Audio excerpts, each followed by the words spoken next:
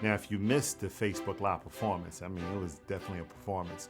We kicked off the show with CEO Hygo Demir of DGI as my co-host and helper, and special guest NFL veteran Wesley Saunders, along with some other close friends and guests in the kitchen audience. But most important, what you saw was men and women come together and have a good time talking business, sharing success, ideas, and different perspectives. It was a reminder, at least to me, of how healthy and powerful fellowshipping is. To share food is to share culture and heritage, and when you essentially bring people together and share a meal, it is the most communal and binding thing in almost every place in the world. The Flavor of Change series is about the spice of life. It is a taste of success and also the bitterness of failure.